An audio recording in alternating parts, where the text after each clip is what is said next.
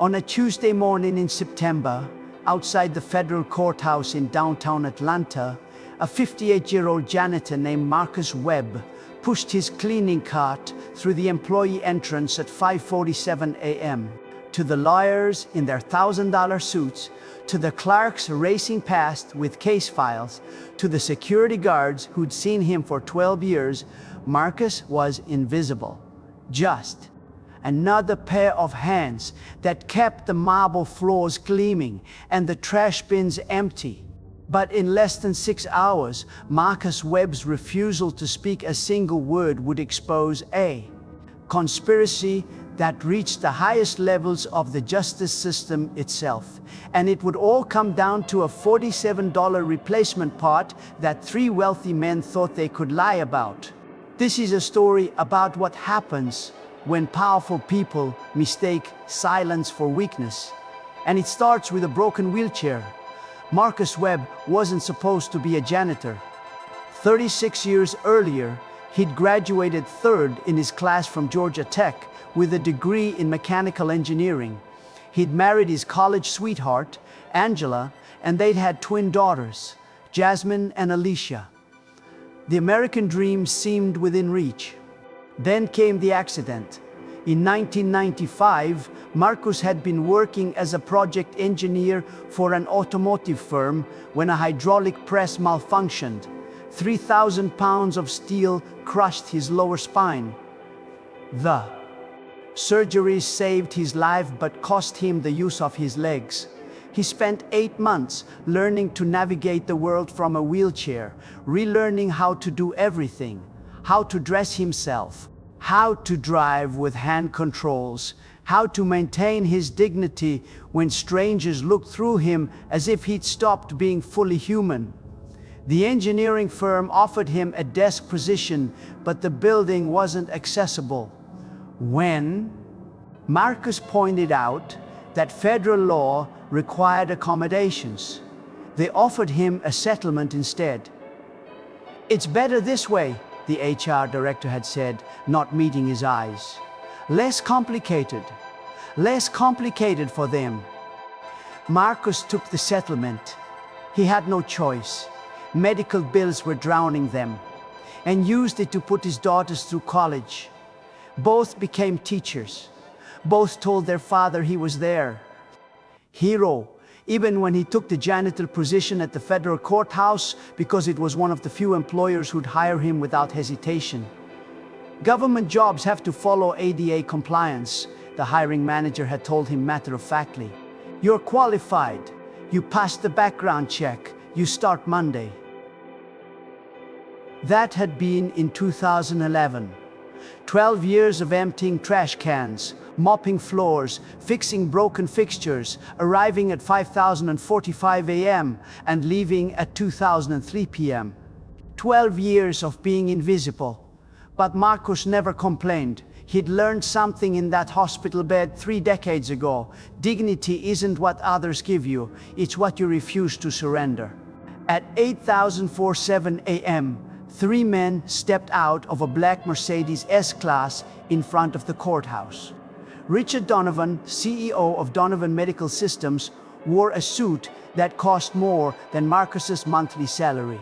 His company manufactured hospital equipment, wheelchairs, patient lifts, surgical tables, and held contracts worth $340 million across 11 state health systems.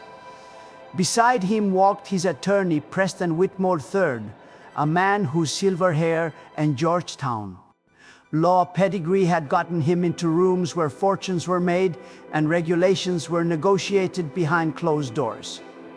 The third man was Donovan's head of regulatory compliance, a nervous-looking executive named Todd Brennan, who kept checking his phone every 30 seconds.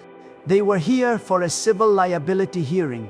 6 months earlier, a wheelchair manufactured by Donovan Medical Systems had collapsed beneath a 34-year-old mother of 2 at a Georgia hospital. Her name was Patricia Chen. The fall had fractured her hip and reopened surgical wounds. She was suing for medical expenses, lost wages, and punitive damages. Open and shut, Whitmore was saying as they passed through security. We've got the maintenance logs showing hospital negligence.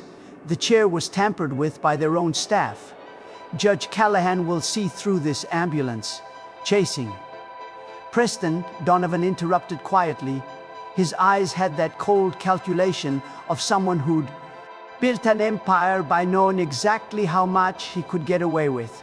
I want this over today. The optics are bad. 3 other cases are watching this one. Trust me, Richard. By lunch, this goes away. They had no idea that Marcus Webb was around the corner, emptying a trash can, listening to every word. They had no idea what Marcus knew about wheelchairs. Marcus was cleaning the water fountain outside Courtroom 3B when he saw it.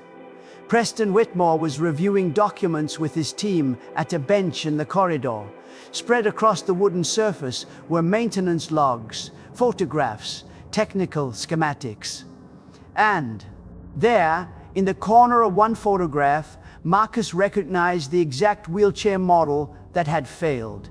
It was a Donovan Medical Systems model CR 2400, the same model Marcus himself used. He'd bought it 8 years ago after his previous chair's frame cracked. He'd chosen Donovan because they advertised military-grade reliability and lifetime structural warranty. It had cost $8,300. Insurance covered $5,000. Marcus had made payments on the rest for 3 years. But 14 months ago, Marcus had noticed something wrong. When he'd turned sharply in his kitchen, he'd heard a metallic ping, a sound that didn't belong. That evening, he'd rolled into his garage, locked the door, and done what any engineer would do. He'd inspected every inch of his chair. What he found made his blood run cold. The right rear axle bracket, a component that bore the entire weight of his body during turns, had a crack running through 70% of its width. The metal was fatigued, crystallized, on the verge of catastrophic failure. If it had snapped while he was crossing a street or navigating stairs, the results would have been devastating. Marcus had ordered the replacement part himself, a right rear axle bracket for the CR 2400, part number RB2400R. It cost $47 plus shipping. When the part arrived, he'd noticed something else. The original bracket in his wheelchair was made from aluminum alloy 6000 T1, a cheaper, softer metal prone to fatigue under repeated stress. But the replacement part he'd ordered, the updated version from Donovan's own parts catalog, was made from chromoly steel, stronger, more expensive, properly rated for the load. Donovan Medical Systems had quietly upgraded the part without issuing a recall on the thousands of chairs already sold with the defective component. Now, standing in that courthouse hallway, Marcus looked at the photographs of Patricia Chen's collapsed wheelchair. Even from 10 feet away, he could see it. The fracture pattern on the axle, bracket, the crystallized metal, the exact same failure point. "Excuse me." Marcus looked up. Preston Whitmore was staring at him with the expression of a man who just noticed the stain on his carpet. "Do you need to be here right now?" Whitmore's tone was polite, the way a velvet glove is polite over an iron fist. "I'm working, sir," Marcus said quietly. "Just finishing up." "Well, these are confidential legal documents." Whitmore gestured at the bench. "I'm going to need you to move along." Marcus nodded and began to roll away. "And next time," Whitmore added, his voice dropping just loud enough for his client to hear, "and appreciate, maybe save the gawking for your break time. Some of us are trying to work." Richard Donovan chuckled. Todd Brennan didn't look up from his phone. Marcus sat in the stairwell for 3 full minutes, breathing slowly through his nose. He knew what he'd seen. He knew what it meant. Patricia Chen's wheelchair had failed because of a defective part, a part Donovan Medical Systems knew was defective because they'd quietly replaced it in their production line without warning anyone who'd already bought the older models. The engineer in Marcus understood the liability. If Donovan admitted the part was defective, they'd face recalls on thousands of units, lawsuits from dozens of other customers, and regulatory investigations that could cost them tens of millions. So they were going to lie. They were going to claim Patricia Chen's chair had been tampered with. They were going to let her believe it was her fault, or her hospital's fault, or anyone's fault but theirs. And Marcus, the invisible janitor, was the only person in that building who knew the truth. He rolled toward the elevator. What they didn't know, what none of them could have known, was that Marcus Webb had spent 36 years refusing to be silenced by powerful men who thought they knew better. And he wasn't about to start now. The Honorable Judge Elizabeth Callahan presided over Courtroom 3B with a reputation that preceded her like thunder before lightning. 22 years on the federal bench, a former prosecutor who'd taken down corrupt politicians and corporate fraudsters. She was a black woman who'd risen through a system designed to keep people like her out, and she had exactly zero patience for anyone who wasted her time. She was also a four-star general in the Army Reserves, a detail most attorneys learned the hard way when they underestimated her. At 9:32 a.m., Judge Callahan took her seat and surveyed the courtroom with eyes that missed nothing. Chen versus Donovan Medical Systems, she announced. We're here for preliminary motions before trial. Mr. Tash. Whitmore, I understand you have a motion to dismiss? Preston Whitmore stood, buttoning his suit jacket with practiced ease. Yes, Your Honor. The defense moves to dismiss based on lack of evidence of product defect. Our records clearly show. I've read your motion, Counselor. Judge Callahan's voice was crisp. What I haven't seen is convincing evidence supporting your tampering theory. Ms. Rodriguez? She nodded to the plaintiff's attorney, a young Latina lawyer with more fire than funding. Your Honor, Maria Rodriguez stood. Our mechanical expert will testify that the wheelchair showed signs of metal fatigue consistent with a manufacturing defect, not external tampering. Your expert is a personal injury consultant who inspected the chair 8 months after the incident, Whitmore interrupted. The chain of custody is compromised. The chair was stored improperly and... Mr. Whitmore, Judge Callahan's voice dropped 10 degrees. When you interrupt opposing counsel in my courtroom again, you'll be addressing me from outside in the hallway. Are we clear? My apologies, Your Honor. Marcus sat in the back of the gallery, notepad resting on his lap. He'd clocked out for his morning break. He had 30 minutes, and he'd used his employee ID to access the public gallery. Court proceedings were open to the public. He had every right to be there. But as he listened to Preston Whitmore describe the evidence of tampering, Marcus felt anger building in his chest like steam in a sealed pipe. The hospital maintenance staff, Whitmore was saying, clicking through a presentation on a screen, had removed the wheelchair's axle bracket 3 days before the incident for routine cleaning. Our records show they reinstalled it incorrectly, over-torquing the bolts and creating stress fractures. It was a lie.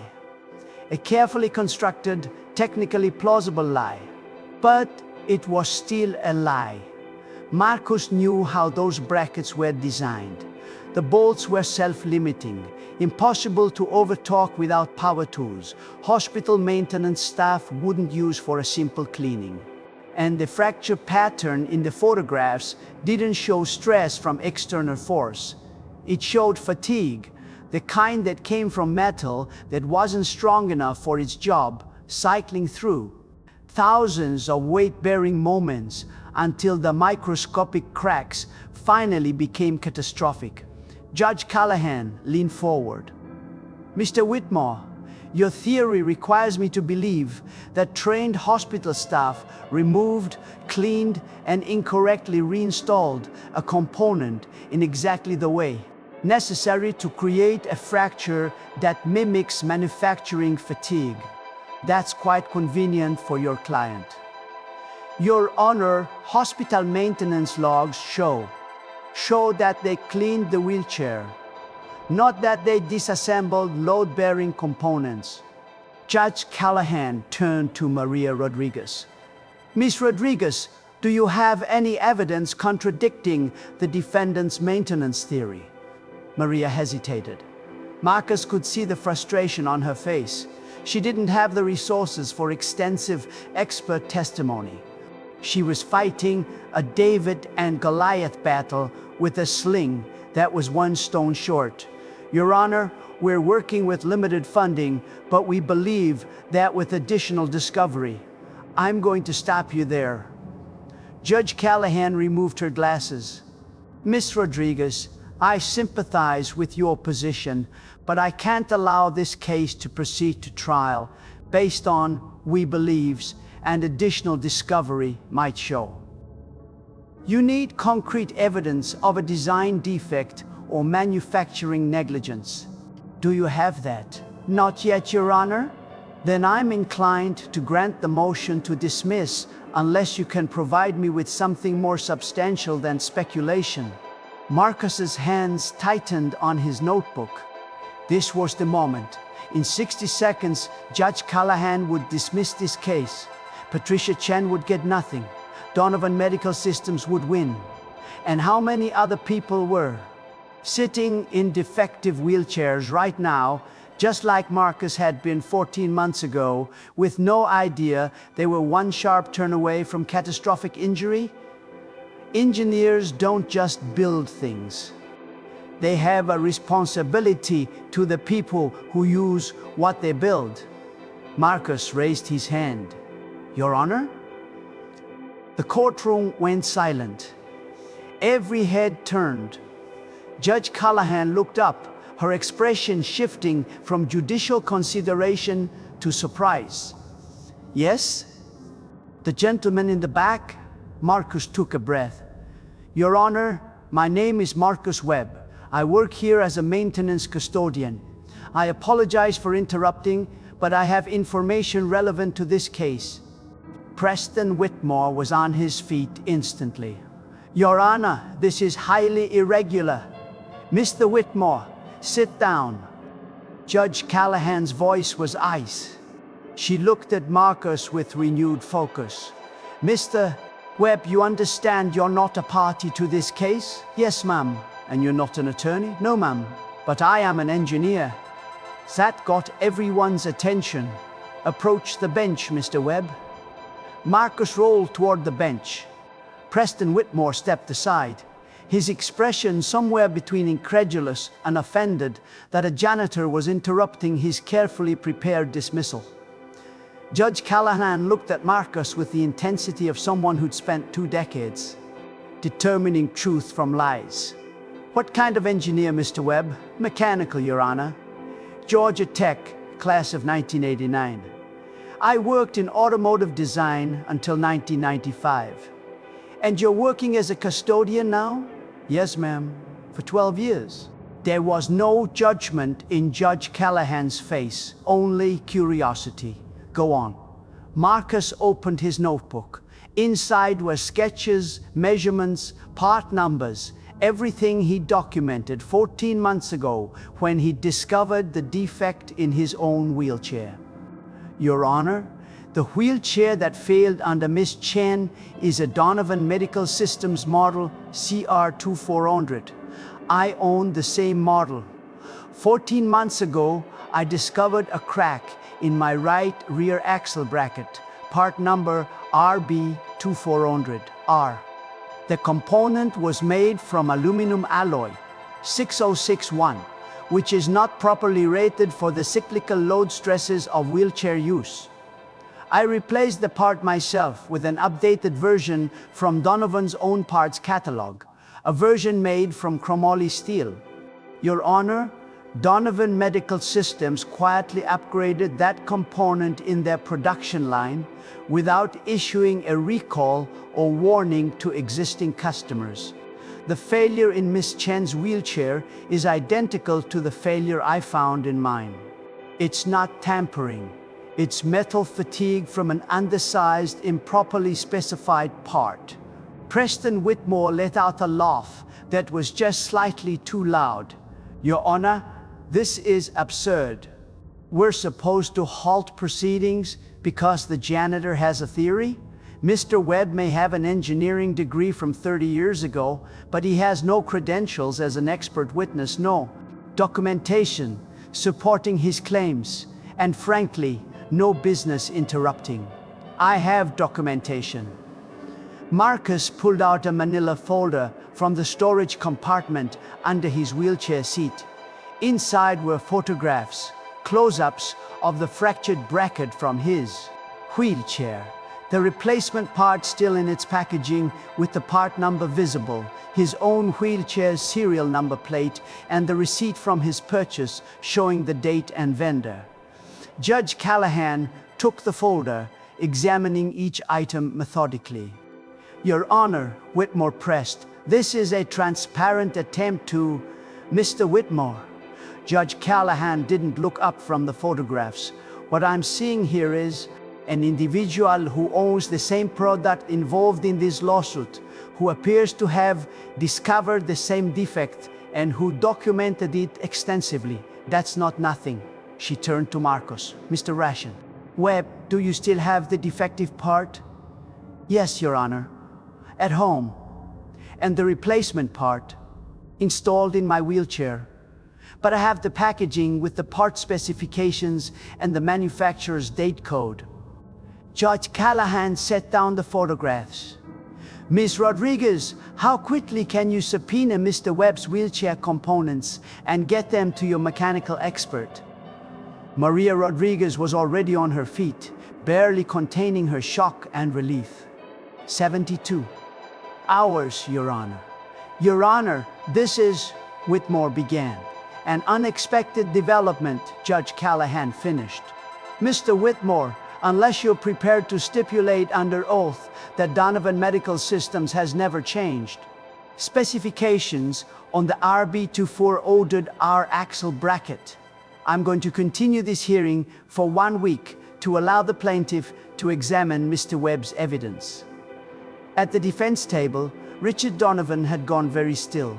Todd Brennan was pulling up part specifications on his tablet, his face draining of color as he scrolled through the data. Donovan leaned toward Whitmore and whispered something sharp enough to make the attorney's jaw tighten. Judge Callahan noticed. She'd been noticing things in courtrooms for 22 years.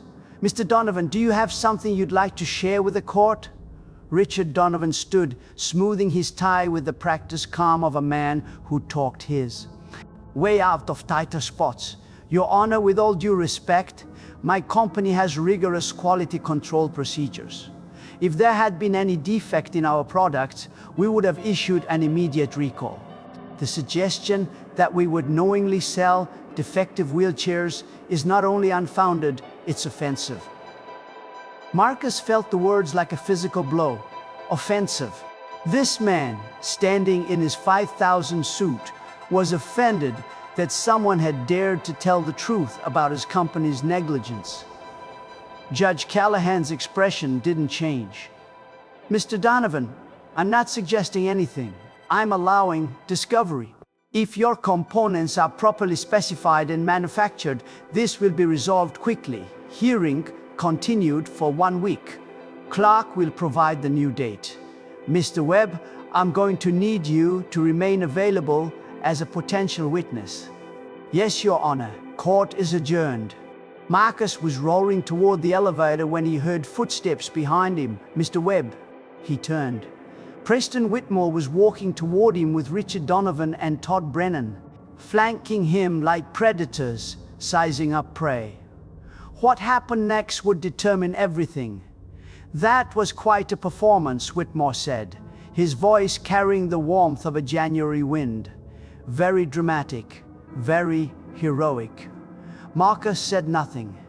"Look," Richard Donovan stepped forward, hands in pockets, the picture of reasonable concern. "I think there's been a misunderstanding. You're an engineer, so you understand complex systems. Component specifications change all the time due to supplier availability, cost, optimization, regulatory updates. It doesn't mean the previous components were defective. The previous component cracked," Marcus said quietly. "Your component cracked. One component. In a wheelchair you've been using for 8 years." Donovan's smile was practiced, professional. "Mr. Reeves, Webb, we sell 30,000 wheelchairs a year. If there was a systemic defect, we'd have thousands of failure reports. We don't. What we have is one isolated incident involving hospital maintenance and your wheelchair, which frankly could have been damaged in any number of ways over 8 years of use." Todd Brennan was sweating, and it was 68 degrees in the courthouse. Marcus noticed. Engineers notice details. "Mr. Webb," Whitmore interjected, "I think what Mr. Real Donovan is trying to say is that you're about to involve yourself in a very complicated legal matter. Depositions, cross-examination, public scrutiny of your professional credentials from 30 years ago. Your employer might have questions about why you're involving yourself in litigation during work hours." There it was, the threat wrapped in concern. "I was on my break," Marcus said evenly, "and court proceedings are public." Of course, of course." Whitmore held up his hands. "I'm simply suggesting that sometimes well-intentioned people find themselves in situations that spiral beyond their control. Litigation is expensive, stressful, time-consuming. And if it turns out your wheelchair damage was caused by user error or normal wear and tear, you could face counterclaims for defamation, tortious interference. Are you threatening me, Mr. Whitmore? I'm educating you." Whitmore's smile never wavered, as a courtesy. Near the security checkpoint, Marcus noticed one of the guards, an older black man named Terrence who'd worked there as long as Marcus had, watching the interaction with growing concern. Terrence had his hand near his radio. He recognized a threat when he saw one. "Gentlemen," Marcus said quietly, "I told the judge the truth. If that's a problem for you, that's something you'll need to take up with the court." He turned toward the elevator. "Marcus." Richard Donovan's voice hardened, dropping the pretense of friendliness. "You're a smart man, smart enough to know that companies like mine have resources that people like you can't imagine. Legal teams, investigators. We protect our reputation because our reputation is worth billions. If you pursue this, we will examine every aspect of your life, every medical claim you filed, every disability payment you've received, every maintenance decision you've made in 12 years of working here." Marcus stopped. He didn't turn around. "We'll find something," Donovan continued. "We always do. And when we're done, you won't just lose this fight. You'll lose your job, your credibility, and probably your pension. Is that really worth it? For a woman you don't even know?" The elevator doors closed behind Marcus. He sat alone in the ascending car, breathing slowly, his heart hammering against his ribs. They'd just threatened to destroy his life, systematically, professionally, and they'd done it with smiles and reason, because powerful men had learned long ago that you didn't need to raise your voice to ruin someone. You just needed resources and reach. The elevator reached the 3rd floor. Marcus rolled out and headed back toward his supply room. But as he pushed through the hallway, something crystallized in his mind. A memory from 36 years ago, from a lecture hall at Georgia Tech, from a professor who'd survived the civil rights movement. "Engineers have power," Professor Harrison had said, his voice carrying the weight of history. "We design the world other people live in, and with that power comes responsibility. When you see something that's going to hurt someone, staying silent isn't neutral, it's choosing a side." Marcus reached his supply room and locked the door behind him. Then he pulled out his cell phone and made a call. "Angela," he said when his wife answered, "I need to tell you something, and I need you to hear me out before you say anything." That evening, Marcus sat at his dining room table with Angela, his laptop open, his documentation spread across the surface. "They're gonna come after me," he said quietly. "Hard." Angela Webb was a middle school principal who'd spent 34 years navigating bureaucracy, politics, and powerful people who underestimated her. She looked at her husband with eyes that had seen him through the accident, through the surgeries, through the depression that almost broke him, and through every challenge since. "Then we make sure there's nothing for them to find," she said simply. "What do you need?" Over the next 2 hours, Marcus documented everything. Every maintenance decision he'd made at the courthouse for 12 years. Every supply requisition, every repair log. Engineers document, it's what they do. But Angela noticed something Marcus hadn't thought to look for. "Marcus," she said, pointing at his laptop screen, "look at this." She'd pulled up the Donovan Medical Systems website and navigated to their parts catalog. The RB240R R-axle bracket listing showed the current chromoly steel version with a manufacture date code beginning in March 2021. But when Angela searched the Internet Archive's historical snapshots of the same page from 2018, the listing showed aluminum alloy 6061. Donovan Medical Systems had changed the specification exactly 4 years ago, and they'd done it quietly, without updating the product manual or notifying existing customers. "That's not an isolated running change," Marcus said, his engineer's mind analyzing the timeline. "That's a calculated cover-up. They knew the part was failing." Across town, Richard Donovan was not having a calm evening. In a conference room at the Four Seasons, his legal and executive team had assembled for emergency damage control. Todd Brennan had pulled every internal email, every engineering report, every quality control memo related to the RB240R bracket. "How bad is it?" Donovan asked. Brennan looked like he wanted to be anywhere else on Earth. "We have documentation showing we knew about the aluminum fatigue issue in 2019. Engineering recommended a recall. Legal advised against it due to liability exposure. We did a silent running change in March 2021 and hoped the old units would age out naturally." "Define hoped," Preston Whitmore said, his voice dangerously quiet. "We calculated that most units would be replaced through normal upgrade cycles within 5 years. The failure rate was projected at 0.3%, statistically insignificant. Except Patricia Chen was in that 0.3%, Whitmore said. And now, so is Marcus Webb.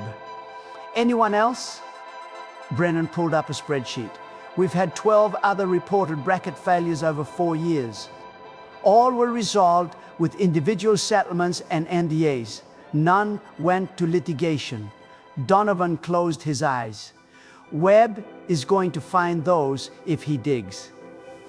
"Webb is a janitor with a 30-year-old engineering degree," one of the executives said dismissively.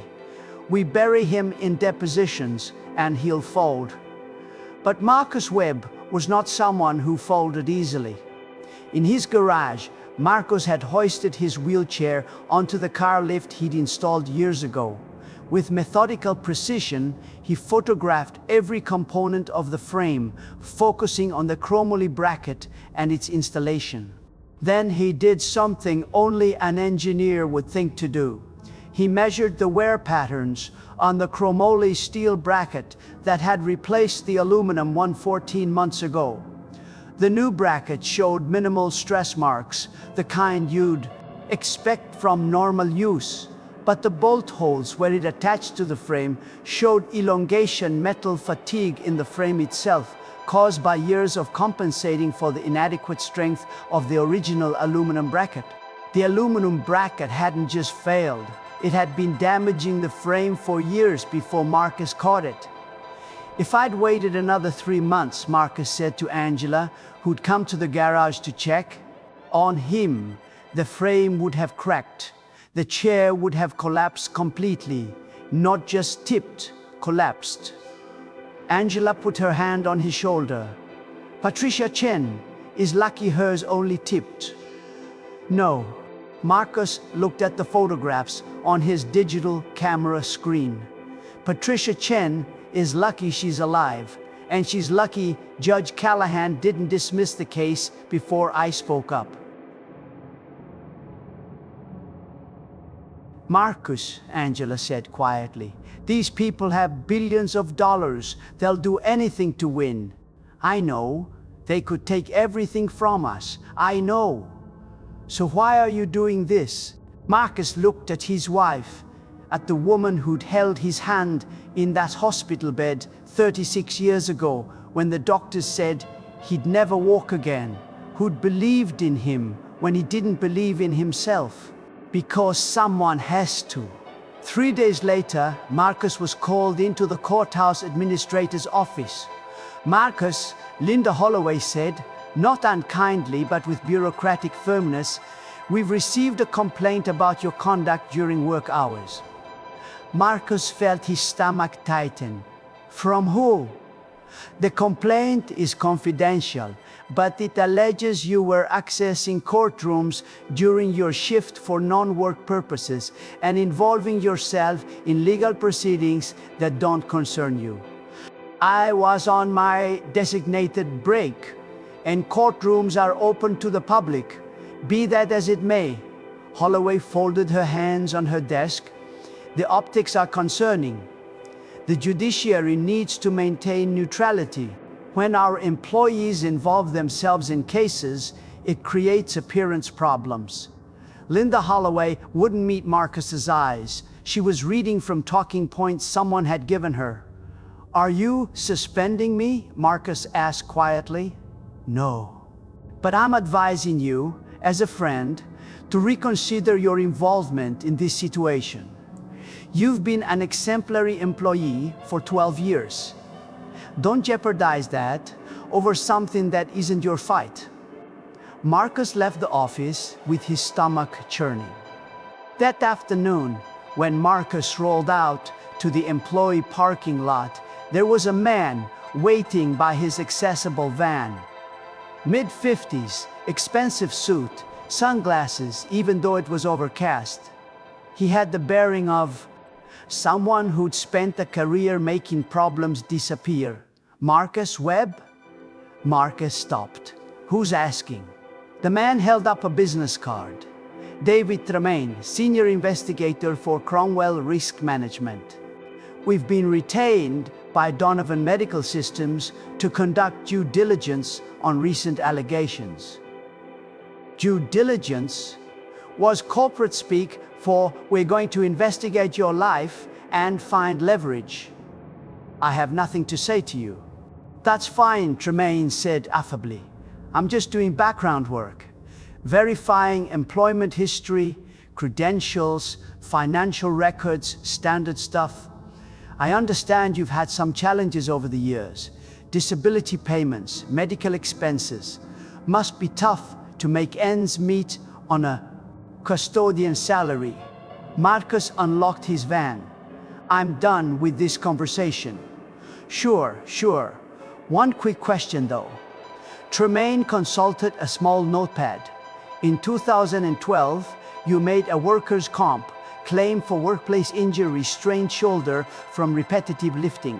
That claim was paid out at $3,200. But your medical records from that year don't show any imaging or specialist visits for a shoulder injury. Just physical therapy that was already treating your pre-existing spinal issues. Marcus went very still. Now, I'm sure it was an honest mistake, Tremaine continued. Paperwork mix-up maybe, but technically, filing a false workers' comp claim is fraud, and fraud can void employment contracts, trigger repayment demands, even lead to criminal charges in certain circumstances. Marcus sat in his van, hands gripping the steering wheel. The 2012 claim hadn't been fraudulent. He'd injured his shoulder using the buffer machine on marble floors, repetitive stress that aggravated his existing spinal nerve damage. The physical therapy had treated both issues simultaneously because they were connected. But Tremaine was right about one thing. The documentation was ambiguous enough that a hostile interpretation could make it look suspicious, and with the right pressure, with enough legal fees and investigative scrutiny, even innocent people broke under the weight. This was how they did it. They didn't have to prove you were wrong. They just had to make fighting them more expensive than surrendering. Marcus pulled out his phone and called Maria Rodriguez. Miss Rodriguez, it's Marcus Webb. We need to talk. They're coming after me, and I need to know if this case is solid enough to justify what they're going to put me through. They met at a coffee shop near Marcus's house. Maria Rodriguez looked exhausted. She was handling this case on top of 8 others, working 80-hour weeks because she'd opened her practice to help people who couldn't afford heavyweight corporate defense firms. Marcus, she said bluntly, if you back out now, I understand. What you've already given me is enough to keep the case alive. But testifying at trial, that's gonna get ugly. They'll come at you with everything. Will we win? Maria hesitated. Your evidence is strong, but Donovan will bring in their own experts to argue that your bracket failure was unrelated to Patricia's. They'll claim different use conditions, different maintenance histories. It becomes a battle of credibility. You're a janitor testifying against a CEO with expert witnesses from MIT and Stanford. But the archive data, Marcus said. Angela found proof they changed the spec without announcing it, which they'll argue is normal engineering practice. Maria rubbed her temples. Marcus, I believe you. I believe Patricia. But belief doesn't always win in court. We need a smoking gun, something that proves Donovan knew the aluminum brackets were failing and deliberately covered it up. Marcus thought about Todd Brennan's face in that courthouse lobby. The sweat, the pale complexion, the frantic tablet scrolling. There's someone on their team who knows, Marcus said slowly. Someone who's scared. Todd Brennan, their compliance officer. But he's not going to talk. Not when his career depends on loyalty. Marcus was quiet for a long moment. Then he said something that surprised them both. What if we don't need him to talk? What if we just need him to make a mistake? What Marcus didn't know, what no one in that coffee shop could have known, was that at that exact moment, in a windowless conference room at Donovan Medical Systems headquarters, Todd Brennan was making a decision that would change everything. He was about to break, and when he did, the truth would come out in a way none of them expected. But first, Marcus Webb had to survive what was coming next. Over the next 4 days, Marcus did what engineers do. He built a case methodically, piece by piece, connection by connection. He contacted the attorney who'd handled his original settlement from the automotive firm in 1995, a woman named Helen Carstairs, who was now semi-retired but remembered his case. She pulled his files and confirmed his workers' comp claim in 2012 was legitimate, documented, and closed without dispute. Tremaine's implied threat was baseless. But Helen told Marcus something else. These corporate investigators use a playbook, she said. They throw accusations at the wall, hoping something sticks or hoping you'll panic and settle. The fact that they're reaching back 12 years for a closed claim means they don't have anything recent. You're cleaner than they expected. Angela, meanwhile, had done her own research. She'd found 5 other online reviews from wheelchair users mentioning bracket failures on Donovan CR2400 models. Reviews that had been posted and then mysteriously removed from medical equipment forums. Angela had saved screenshots before they disappeared. Someone at Donovan was monitoring and scrubbing negative feedback. But the most important development came from an unexpected source. On Monday morning, Terence, the security guard who'd watched the confrontation in the lobby, approached Marcus in the employee break room.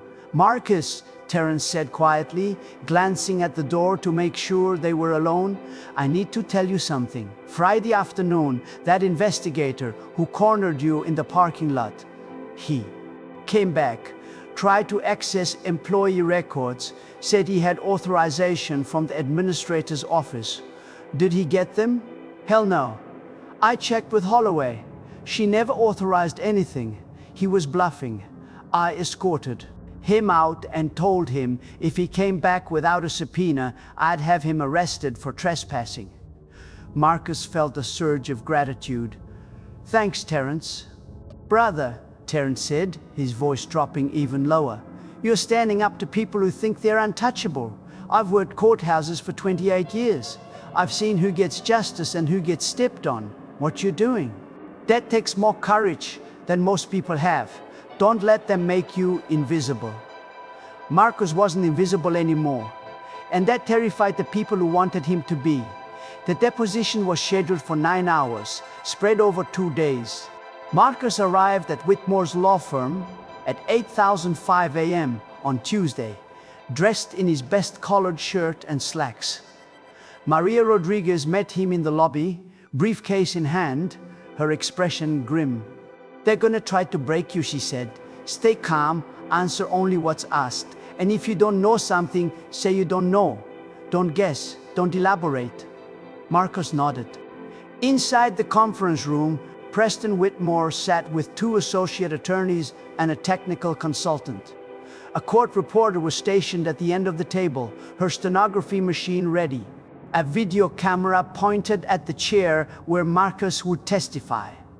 "Good morning, Mr. Webb," Whitmore said with professional courtesy that didn't reach his eyes. "Let's begin." For 3 hours, Preston Whitmore asked questions about Marcus's education, his work history, the accident, his medical treatment, his financial situation, his family, his 12 years as a custodian. "Mr. Webb, isn't it true that you've been collecting disability benefits continuously since 1996? "Yes." "And isn't it also true that you're employed full-time as a custodian?" "Yes." "How do you reconcile receiving disability benefits while working a physically demanding job?" Maria objected. "Mischaracterizes the nature of custodial work and disability law." "I'll rephrase," Whitmore said smoothly. "Mr. Webb, do you believe your disability benefits are still warranted given your ability to work full-time?" "My benefits are structured around permanent spinal injury, not inability to work. They're designed to offset medical expenses and reduced lifetime earning capacity. It's all legal and documented." Whitmore made a note, his expression suggesting he didn't quite believe that. Then came the technical questions. "Mr. Technical Questions. Webb, when did you last practice mechanical engineering professionally?" 1995. 29 years ago? "Yes." "Have you kept current with engineering standards, materials, science advances, or manufacturing processes in that time?" "I've read journals, taken online courses, but no professional practice, no certifications maintained, no projects beyond personal maintenance." Marcus felt the trap closing. Whitmore was trying to establish that his engineering knowledge was obsolete, that his opinions weren't credible. "Mr. Whitmore," Marcus said carefully, "fundamental materials science doesn't change.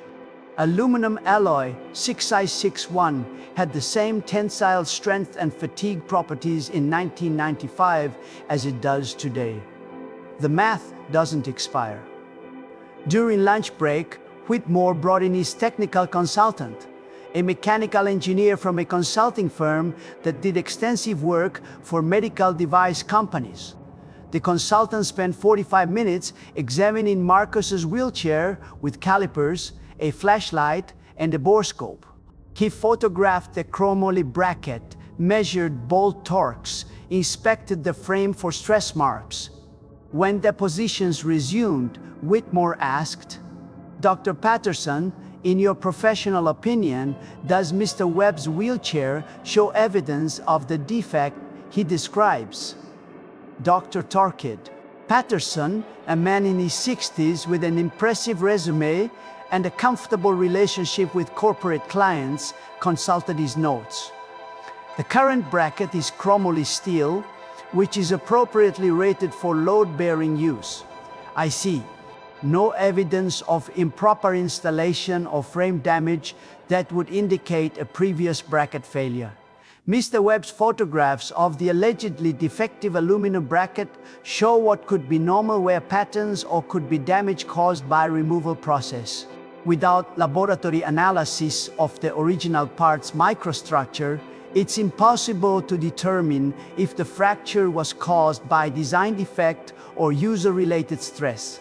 Translation: Marcus could be lying or mistaken or just didn't know what he was looking at. Maria Rodriguez jumped in.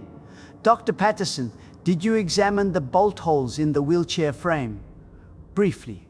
Did you notice elongation in those holes consistent with years of stress from an undersized bracket?" Patterson hesitated. "There is some elongation, yes. Elongation that wouldn't occur if the original bracket had been properly specified." "Objection," Whitmore said, "calls for speculation." "It's a technical question for your expert," Maria shot back. Judge Callahan wasn't present. This was a deposition, not trial, but the court reporter noted the objection and exchange for the record. By hour 6, Marcus was exhausted.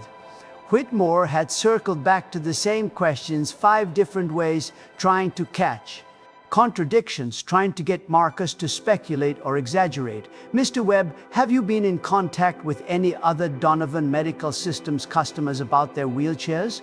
Harsh, harsh, harsh, harsh, harsh, harsh. "No." Harsh, harsh, Horace Wedden, Harsh Marsh the first class action lawsuit. "No." "Have you received any compensation, promise of compensation, or other consideration for your testimony?" "No." "Do you expect to benefit financially from this case?" Marcus looked Whitmore directly in the eyes. "I expect Patricia Chen to get justice. That's all." "Very noble." Whitmore's smile was razor thin. "But you understand that if you testify at trial and we prove your allegations are false, you could face liability for defamation and tortious interference worth millions of dollars." Maria stood. "That's a threat, not a question. This deposition is over for today." "One more question," Whitmore said. "Mr. Webb, why are you really doing this? What's your angle?" Marcus thought about his daughters, about the hospital bed in 1995, about 36 years of people looking through him, past him, around him, as if his wheelchair made him less human.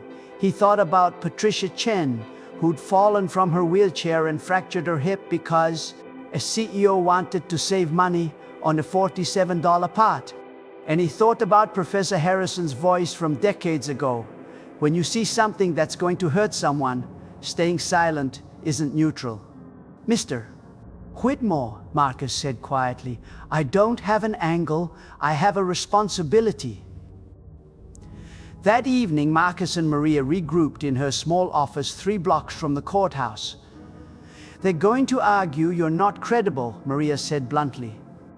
Obsolete education, no current engineering practice, financial motive to get attention, and their expert says your evidence is ambiguous. So what do? We need someone from inside Donovan to flip. Someone with access to internal emails, engineering reports, the decision-making trail that proves they knew about the defect and chose profit over safety. Todd Brennan, Marcus said. He'll never talk. His career is over if he does. Marcus was quiet for a moment. Then, what if his career is over anyway? Maria looked up. What do you mean? When I saw him in the courthouse, he was terrified. Not of me, of Donovan. He's the compliance officer. If this case proves Donovan knowingly sold defective products, Brennan is the fall guy. He'll take the blame while Donovan walks away blaming one rogue employee who failed to escalate concerns. Maria leaned back, considering. So we offer him a lifeboat before Donovan throws him overboard. We show him the waters already rising. Maria made the call at 8:47 p.m. Todd Brennan answered on the 4th ring, his voice wary. This is Todd. Mr. Brennan, this is Maria Rodriguez. I am the attorney representing Patricia Chen in the lawsuit against your employer. Silence.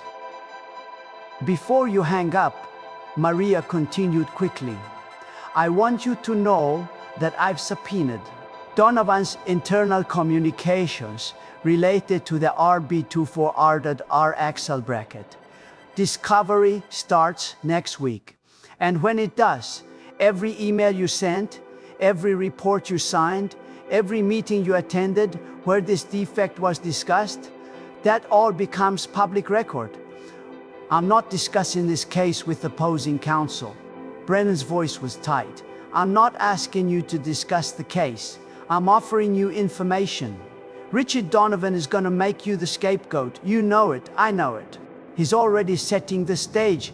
Rogue compliance officer failed to escalate engineering concerns. Your emails will show you recommended action. His emails will show he overruled you for financial reasons. But when this goes public, you'll be the one testifying before regulators while Donovan retires to his yacht. Or, Maria said softly, you can do the right thing now. Cooperate, provide testimony, show that. You tried to fix this and were silenced by management. That makes you a whistleblower, not a co-conspirator. The silence stretched for 15 seconds. Then Todd Brennan said, I need to think about this. And he hung up. 1 week later, Judge Callahan reconvened the hearing. The gallery was fuller this time. Patricia Chen sat in the front row, also in a wheelchair, her husband beside her. A local reporter from the legal affairs beat had gotten wind of the story, and in the back corner, sitting very quietly, was Todd Brennan. He wasn't sitting with Donovan's legal team. Preston Whitmore noticed. His face went pale. Your Honor, Maria Rodriguez stood. The plaintiff calls Marcus Webb as a witness. Marcus wheeled to the witness stand, placed his hand on the Bible, and swore to tell the truth. For the next 90 minutes, Maria walked him through his testimony, his engineering background, his discovery of the defect in his own wheelchair, his documentation, his research showing Donovan had quietly changed the specification. Then Preston Whitmore stood for cross-examination. Mr. Webb, you've testified that you believe Donovan Medical Systems knowingly sold defective wheelchairs. That's a serious allegation. Do you have any internal company documents supporting this claim? No, but Do you have any emails from Donovan employees discussing the defect? No, but any testimony from current or former Donovan employees confirming your theory? Marcus paused. Not yet. Not yet. Whitmore let that hang in the air. So your entire theory is based on your personal experience with one wheelchair and some internet archive pages that show specification changes, which, as we've established, are routine in manufacturing. The changes aren't routine when, yes or no, Mr. Webb, do you have direct evidence that Donovan knew about a defect and concealed it? Marcus looked at Maria, then at Patricia Chen, then at Todd Brennan in the back corner. No, Marcus said quietly. I don't have that evidence. Whitmore smiled. No further questions, Your Honor. Judge Callahan looked at Maria Rodriguez. Ms. Rodriguez, do you have anything else? Maria was about to say no, about to watch her case collapse, when Todd Brennan stood up. Your Honor, Brennan said, his voice shaking but clear, I have that evidence. A force. I have that evidence. The courtroom erupted. Judge Callahan's gavel came down hard. Who are you? Todd Brennan, Your Honor. I'm the Director of Regulatory Compliance for Donovan Medical Systems, and I have emails, engineering reports, and meeting minutes proving that Donovan's executive team knew about the bracket defect in 2019 and chose not to issue a recall. Richard Donovan's face went from tan to gray in the span of a heartbeat. Preston Whitmore's pen clattered to the table.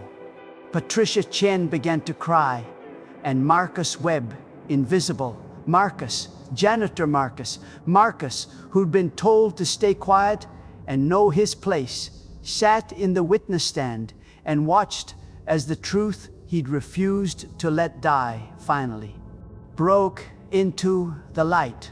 Judge Callahan looked at Todd Brennan with an expression that could melt steel. Mr. Brennan, are you represented by counsel? No, Your Honor, but I'm willing to testify. I'm willing to turn over everything. I'm done protecting people who chose money over safety. Judge Callahan turned to Preston Whitmore. Mr. Whitmore, does your client wish to reconsider its position in this matter? Whitmore looked at Donovan. Donovan looked at the floor. Your Honor, Whitmore said, his voice barely above a whisper, we'd like to request a recess to confer with our client. Motion denied. Judge Callahan's voice was ice. Mr. Brennan approached the clerk. You're going to provide a sworn proffer of what evidence you possess. And then, Mr. Donovan, you and I are going to have a very serious conversation about obstruction of justice, perjury, and regulatory fraud.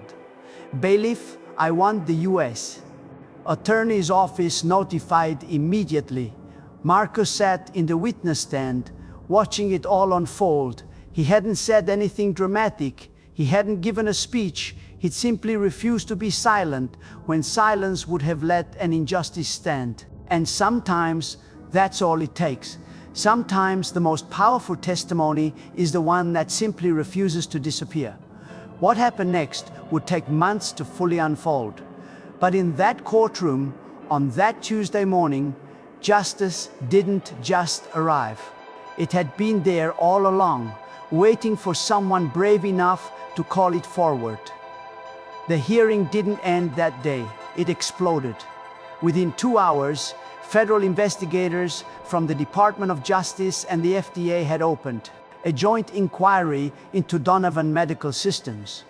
Todd Brennan, granted immunity in exchange for his cooperation, turned over 2,847 pages of internal documents showing that company executives had known about the bracket defect since 2019 and had made a calculated business decision that fighting individual lawsuits would be cheaper than a full recall. The emails were damning. Recall costs estimated at $67 million. Expected litigation exposure, approximately 12 and 18 million over 5 years. Recommendation, silent running change with robust legal defense fund. Richard Donovan had signed off on that recommendation personally. The story broke nationally within 48 hours.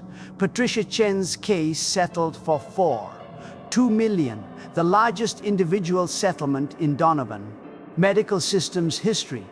But more importantly, the FDA mandated an immediate recall of every CR 2000 wheelchair sold between 2017 and 2091.